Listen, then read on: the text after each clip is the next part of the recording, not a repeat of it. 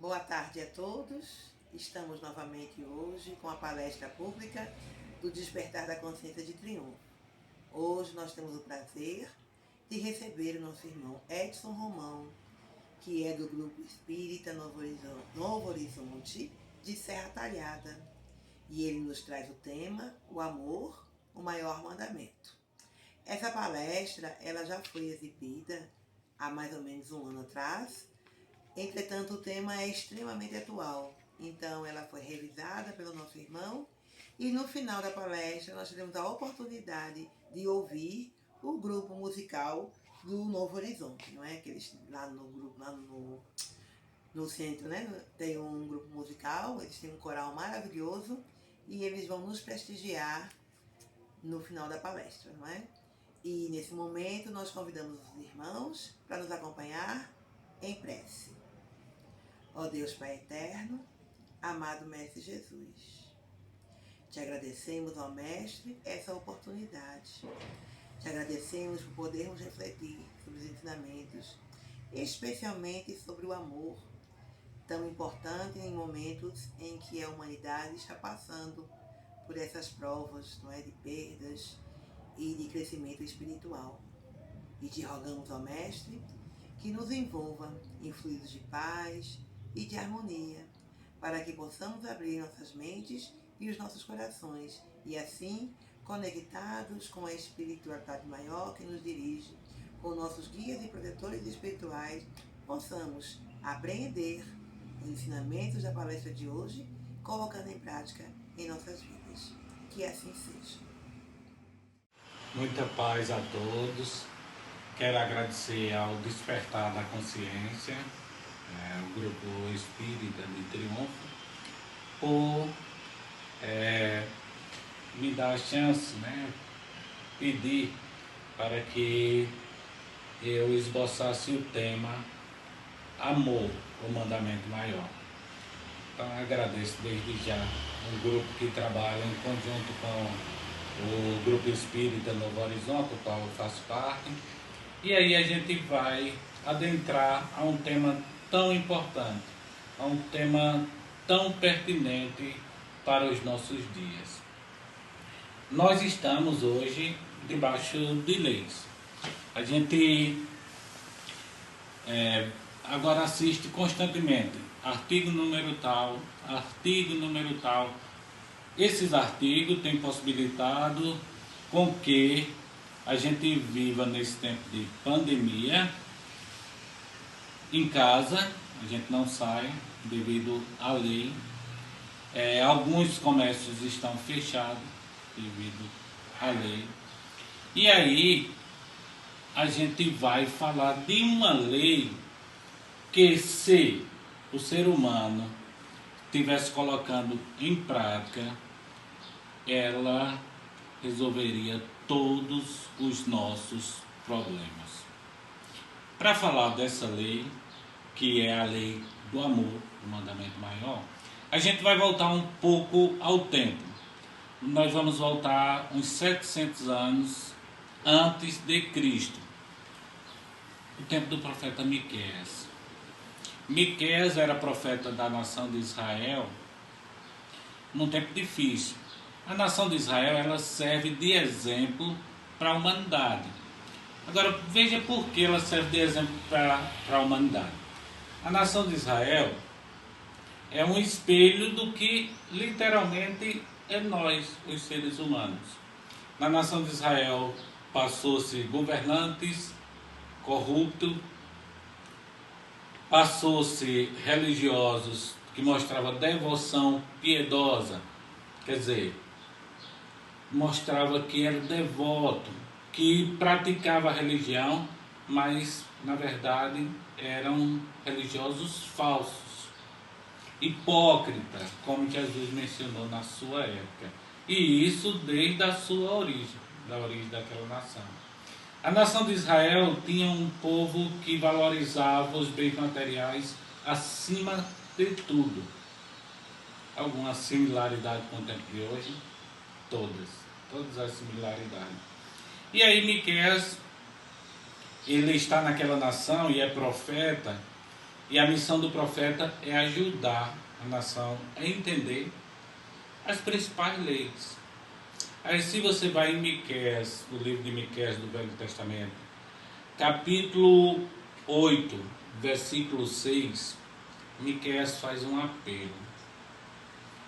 Qual o apelo de Miqueias? Miqueias diz assim: ele te informou, ó homem terreno, sobre o que é bom. E o que é que Deus pede de volta de ti, senão que exerças a justiça, que ames a misericórdia e que ande modestamente com teu Deus. Essas palavras de Miqueias são palavras profundas, são palavras de alerta para aquela nação e que serve de alerta para nós hoje. Então Miqueias, ele aí é categórico em dizer primeiro que Deus, ele informou. Deus informou ao homem. Depois Miqueias diz que Deus só pede que ames a misericórdia e que ande modestamente, de maneira simples. Aí foi o pedido de Miqueias. Então vamos pegar Deus informou. Que informação era essa? A gente volta agora uns 900 anos atrás, 900 anos e pouco antes de Cristo, aí a gente encontra o rei Salomão. O rei Salomão foi um dos melhores reis da terra. Ele entendia perfeitamente a lei do amor. Oscilava em praticar e não praticar. Aconteceu um episódio bem interessante, vamos dizer assim, na vida de Salomão, porque Salomão, ele desenvolveu um sentimento por a Sulamita. E ele descreve poeticamente, de uma forma brilhante, no Cântico de Salomão, ele descreve aquilo que muitos teólogos consideram o amor de Jesus por os seus servos, ou por sua igreja, ou por sua congregação. Isso é uma teoria da teologia. Mas o ponto que eu quero pegar aqui é que Salomão, ele descreve esse amor em detalhes, e ele fala muito, embora ele coloque o amor ágape, que é o amor baseado em princípios, ele coloca também o amor eros no Cântico de Salomão.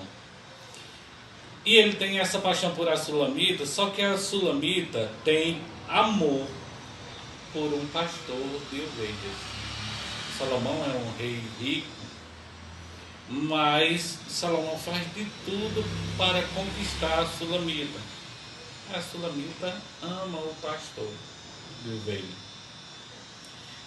Salomão, entendendo o poder do amor, se você for olhar no Cântico de Salomão, né, passa Salmos, aí Provérbios, Eclesiastes, aí Cântico de Salomão. O capítulo agora é o 6 e o versículo é o 8. Salomão diz assim, é um apelo, né? É um apelo para se conquistar a Sulamita. Então ele diz: põe-me como selo sobre o teu coração, como selo sobre o teu braço, porque o amor é tão forte como a morte, é inexorável como a sepultura, é a chama de Deus. É lindo, porque aí Salomão, ele acha que a única esperança dele ter a Sulamita é que ela desenvolva dentro dela o sentimento de amor. Acontece que o sentimento de amor não é no pedido que a gente vai fazer, não é na apelação, vamos dizer assim, que Salomão fez, Mas o interessante é o entendimento que Salomão tem desse sentimento chamado amor. Ele mostra a força que tem o amor. A força. E ele traz aí, repito, Cântico de Salomão, capítulo 6, versículo 8. Ele mostra aí que o amor é a chama de Deus. Vamos voltar um pouco, agora, 1500 anos antes de Cristo. Voltando esses 1500 anos antes de Cristo, a gente entende o que Miqueias diz para aquela nação sobre lei. E sobre uma lei, né, que era uma lei que era simples, que era uma lei que era adaptável. A gente volta ao tempo de Moisés. Voltando ao tempo de Moisés, a gente vê o interesse de Deus pela humanidade. A gente consegue entender o que Deus deseja da humanidade e o esforço de Deus. Moisés estava com uma nação que ele tinha, através da ajuda de Deus, libertado do Egito. A nação era uma nação de dura servil, quer dizer, tinha um coração duro. E embora já se soubesse sobre o amor, já se soubesse sobre a questão do próximo, muito antes de Moisés, e não significa aí que Moisés, por ser iniciado na sabedoria do Egito, ele conseguiu convencer aquela nação. Não. E aí, a nação sabia que era necessário amar a Deus. A nação sabia que era necessário amar o próximo. Sabia de tudo isso, mas não conseguia obedecer. Alguma similaridade com o tempo de hoje? Absolutamente toda similaridade. Há um ditado hoje popular que é bem interessante, que usarei aqui, né, paradoxalmente, quando alguém tem dificuldade em entender alguma coisa, a gente costuma dizer aqui na nossa região: você entendeu o que é que eu desenho? Deus fez desse jeito com aquela nação, através da pneumatografia, que Kardec explica sobre a questão da pneumatografia. Pneuma é uma palavra de origem grega que significa sopro. O restante a gente já entende que é grafia, escrita. E aí, embora houvesse toda a sabedoria antes disso, mas Deus tira do seu tempo para, através da pneumatografia, onde o Espírito transmite uma mensagem escrita sem a necessidade de um médium. Moisés sobe ao Monte Sinai. O Monte Sinai fica totalmente diferente, é como se uma nuvem baixasse sobre o Monte Sinai. Há uma claridade que assombra os milhares de israelitas que estavam lá embaixo, que eles têm medo até de subir ao monte. E aí, onde é escrito diretamente por as forças espirituais de Deus para Moisés os 10 mandamentos. Se a gente for analisar os 10 mandamentos, os 3 primeiros mandamentos, ele está direcionado com o sentimento de amor para com Deus, o Criador. Pegando os 7 mandamentos restantes, que daria os 10, os 7 mandamentos depois do terceiro, está relacionado ao amor ao próximo. A gente aqui não vai discriminar os 10 mandamentos, mas aí você pode ver. Pegue os 10 mandamentos, veja os 3 mandamentos, né? E aí, quando você vê os 3 mandamentos, é diretamente para amar a Deus, né? Respeitar, santificar o seu nome ter um tempo para Deus. Os 7 mandamentos significa amar o próximo, respeitar o seu próximo. A gente sai aí agora do tempo de Moisés, está na lei. Moisés instituiu, fora os 10 mandamentos, Moisés instituiu mais 600 leis para aquela nação. Hoje, a gente vendo o quanto as pessoas têm medo da morte, medo coletivo, a gente entende por que Moisés criou tantas leis que assombrava as pessoas e fazia com que elas repensassem sobre como colocar os 10 mandamentos em prática. Mas aí passa mais de 1500 anos e Deus agora providencia o amor personificado. Quem é o amor personificado?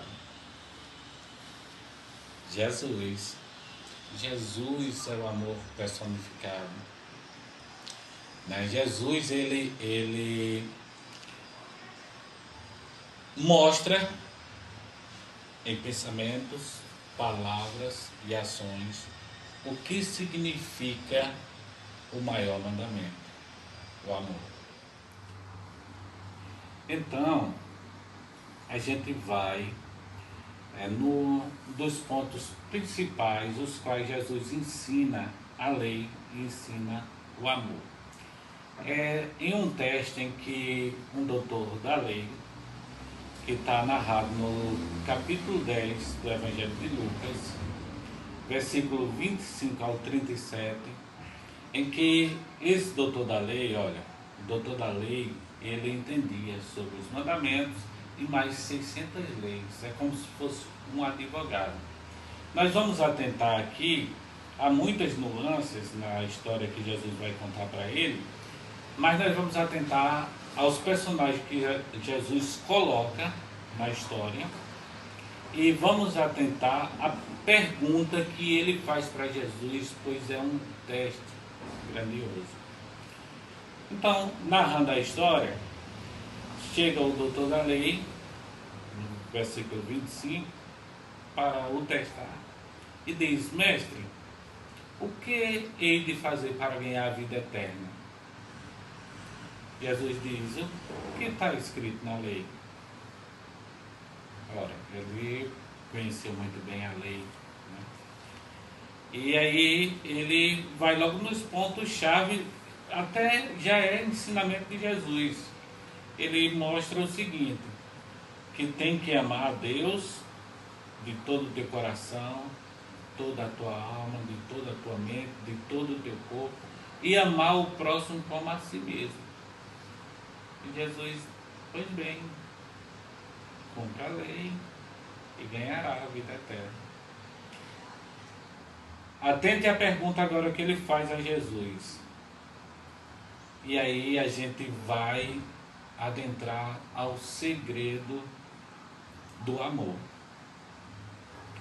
Ele pergunta: quem é o meu próximo? Por que ele pergunta quem é o meu próximo?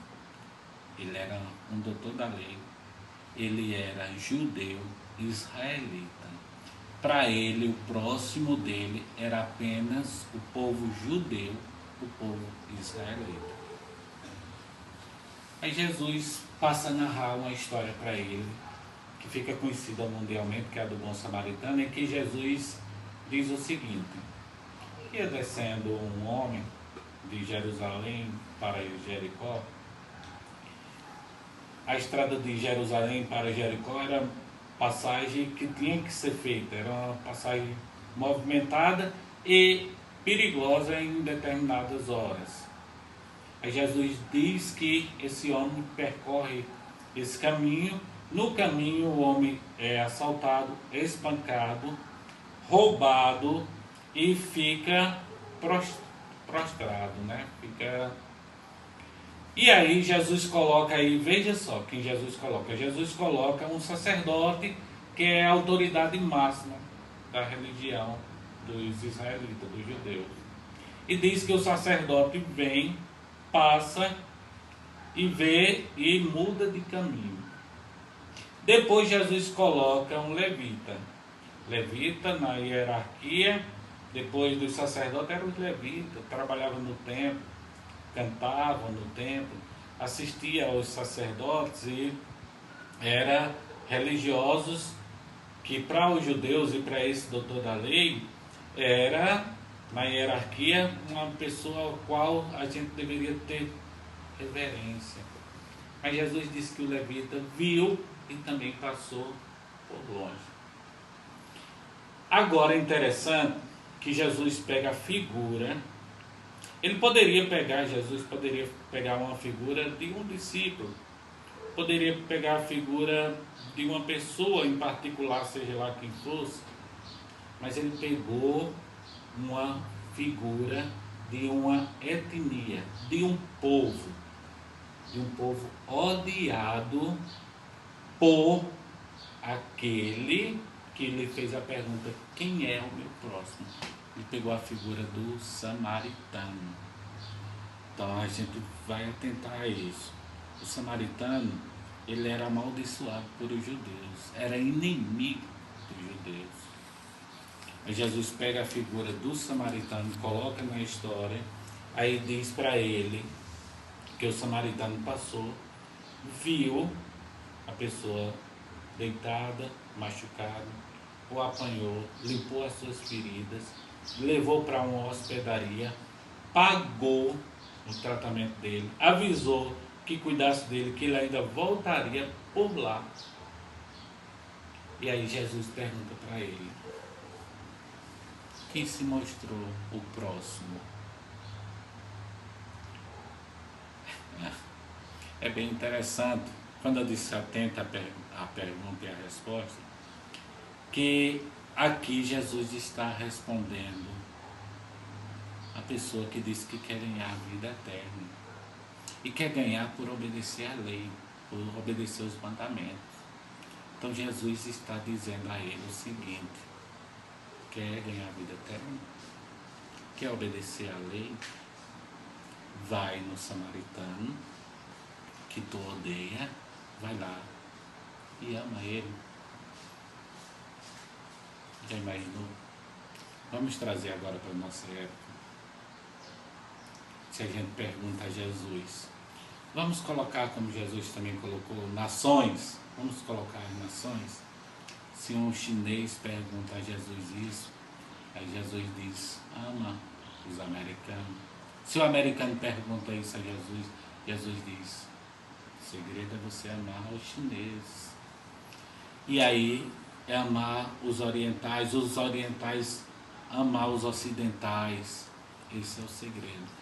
E trazendo para nós espírita, para nós brasileiros, essa pergunta: se nós perguntássemos a Jesus hoje, primeiro, se perguntasse como nação, qual era a lei? Porque o país está dividido, nosso país está dividido entre direita e esquerda. Então, se uma pessoa da direita perguntasse a Jesus isso, Jesus dizia: vai amar o da esquerda. Se perguntasse o da direita, ou vice-versa, perguntasse o da esquerda, como é que eu faço para ganhar a vida eterna? E Jesus diria: ama o da direita. E se perguntasse a nós espírita? Perguntasse a nós espírita, né? Porque a gente está chegando num ponto que a gente é afetado. Todos nós somos afetados. E aí, para nós espíritas, há uma informação a mais, segundo o nosso entendimento. Essa informação, Jesus, ele prometeu e enviou. Jesus, no livro de João, capítulo 14, versículo 16, antes dele voltar para o mundo espiritual, ele diz assim: que ficassem tranquilos, que ele enviaria um ajudador, ou um Consolador, o Espírito da Verdade. João 14,16. E para nós espíritas, é a codificação de Kardec. A codificação de Kardec. E na codificação de Kardec, na questão 614, na questão 615, lá se mostra com a pergunta e com a resposta de Kardec, resumidamente, que o único meio de nós sermos felizes é por nós obedecermos a lei de Deus. É o único meio. E aí, justamente o Espírito de verdade, lá no Evangelho, no capítulo 6 do Evangelho, no item 5, o Espírito da Verdade diz assim: Espírita, amai-vos. Esse é o primeiro mandamento ou ensinamento. Instruí-vos é o segundo. Então, nós, hoje, espíritas ou de religiões diversas, seres humanos, temos que entender que a gente só vai mudar a nossa vida e o mundo quando conseguimos colocar esse sentimento dentro da gente. Aí eu quero encerrar com palavras do apóstolo Paulo. O apóstolo Paulo, ele entendeu brilhantemente o que significa o mandamento maior, o amor. E em Coríntios, que é decantado, já teve até composições sobre isso, mas farei um resumo. Paulo fala dos dons que todos poderiam desenvolver, a congregação de Corinto tinha desenvolvido, que era o dom de falar em línguas, o dom de profetizar, o dom de falar com anjos, né? O dom da riqueza, o dom de entregar até a sua vida em troca de outro irmão. E Paulo diz: se fizer tudo isso e não tiver amor, de nada adianta. Aí ele discrimina o amor a partir do versículo 4. Ele diz: o amor é longânime e benigno. O amor não é ciumento, não se gaba, não se infuma, não se comporta indecentemente, não fica encolerizado, não leva em conta o dano, suporta todas as coisas, acredita todas as coisas. O amor nunca falha. E no final desse capítulo, ele diz que todos os dons é como que não tivesse importância, cessasse. E ele mostra que permanece a fé, a esperança e o amor. E hoje, mais do que nunca, a gente vê que é isso realmente que permanece. Muito obrigado a todos e muita paz a todos.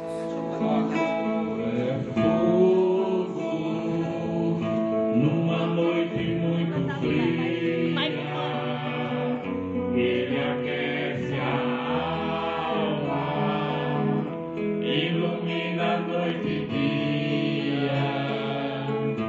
O amor é água, uma grande cachoeira, lava todas as tristezas da humanidade inteira, lava todas as tristezas da humanidade inteira. Amor é força natural, um sentimento especial. Amor é minha essência, minha vida. Amor é Deus no coração. Quem tem amor não vive só. Amor é uma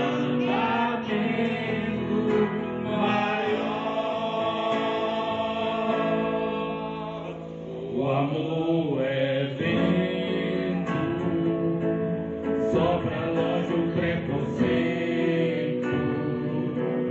ele é brisa leve, ele acolhe com respeito. O amor é terra, terra boa pra semente, que germina e floresce, alimenta toda a gente, que germina e floresce, alimenta toda a gente. Amor é força natural, um sentimento especial. Amor é minha essência, minha vida. Amor é Deus no coração. Quem tem amor não vive só. Amor é o mandamento maior. Amor é força natural, um sentimento especial. Amor é minha essência, minha vida. Amor é Deus no coração. Quem tem amor não vive só. Amor é o mandamento maior. Amor é o mandamento maior.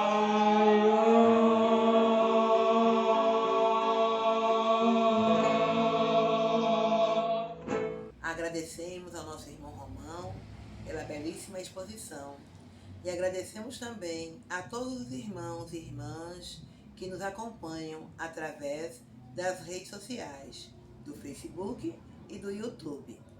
Nossas tarefas continuam online.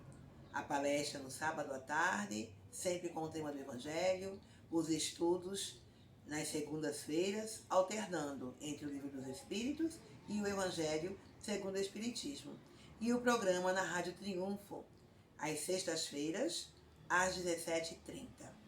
Todos os irmãos que sentirem o desejo de se aprofundarem na compreensão da doutrina espírita, que nos sigam pelas redes sociais. E agora, em agradecimento, que possamos elevar os nossos pensamentos em prece. Agradecemos a Ti, ao Mestre Jesus, pelo Teu exemplo, pela oportunidade que deixaste para nós de caminharmos pelas Suas pegadas, pelo caminho que fizeste enquanto esteve aqui conosco. Que esses ensinamentos, ó Mestre, não fiquem somente na nossa memória, ou não fiquem somente como um exemplo, mas que possamos nos esforçar a cada dia, a cada momento, para colocá-los em prática em nossas vidas. E assim, desenvolvendo o afeto, a cordialidade, a indulgência, a tolerância, um para com os outros, possamos fazer crescer essa semente que é o amor.